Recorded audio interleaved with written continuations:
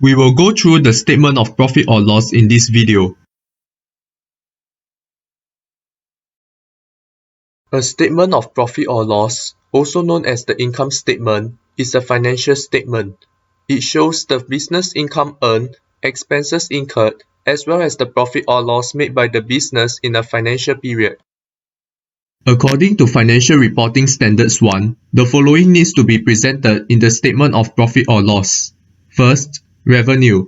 This must be presented separately from interest income. Second, finance expense or interest expense. Third, tax expense. Fourth, an analysis of operating expenses, either by nature or by function.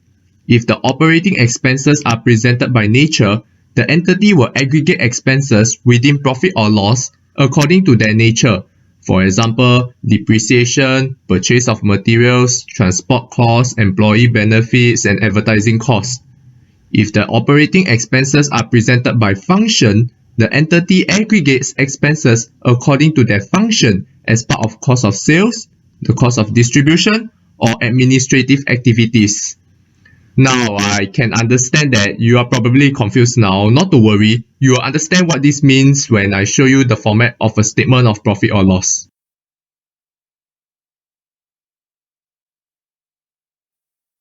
If expenses are presented by nature, this is how the statement of profit or loss may look like. If some of these terms sound alien to you, don't worry, we will be covering them in subsequent videos. On the other hand, if the expenses are presented by function, this is how the statement of profit or loss may look like. By now, I hope you notice that regardless of the format you use, you have to aggregate the operating expenses instead of listing them one by one.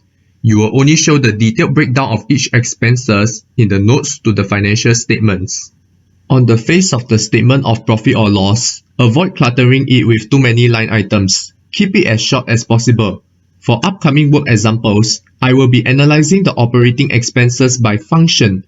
So let me briefly show some examples on how we should aggregate operating expenses by function before I show you a company's statement of profit or loss. Some of the expenses to be classified as selling and distribution expense include salesman's salary, expenses incurred for running delivery vehicles, like for example the fuel costs, road tax, and others. Freight expense is the delivery charge for transporting goods from one place to another. Advertising expense is also another common selling and distribution expense. Please note that this list is not exhaustive. There could be more expenses not listed here to be classified as selling and distribution. Next, general and administrative expenses may include professional fees like auditing fee, accounting fee, consultancy fee, lawyer fee, etc.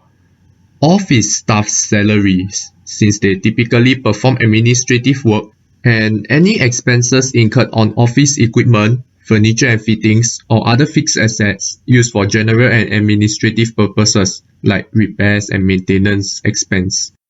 This list is not exhaustive. Once again, I believe it's quite intuitive when it comes to classifying an expense as selling and distribution or general and administrative.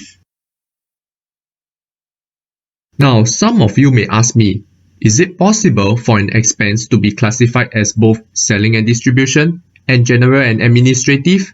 The answer is yes. Often, a business will incur common expenses, meaning it is incurred for selling and distribution and for general and administrative purposes. A common example is rent expense. A company may rent a building as a retail shop or as an office. If it rents the building as a retail shop, it is a selling and distribution expense.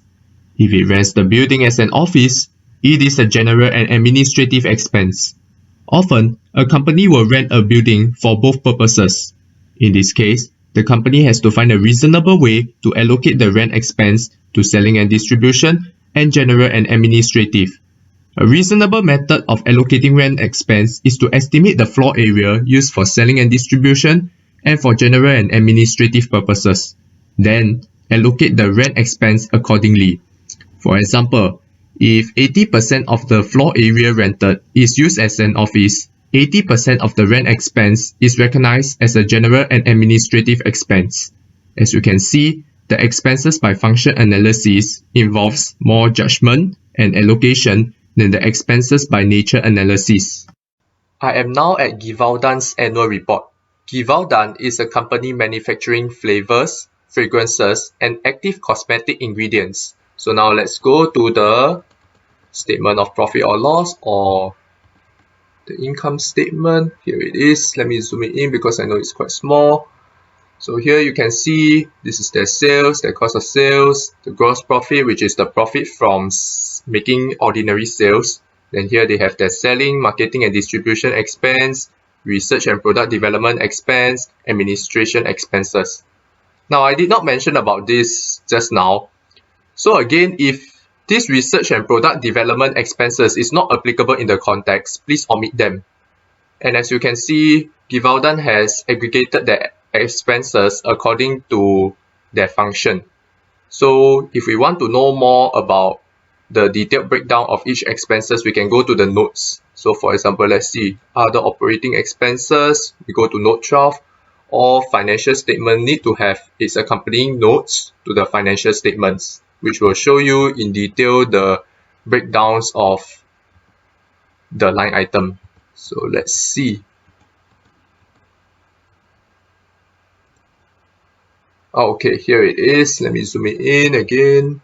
So we can see this is what the operating expense comprises of: project-related expense, amortization, impairment, loss on disposal of fixed assets, and others.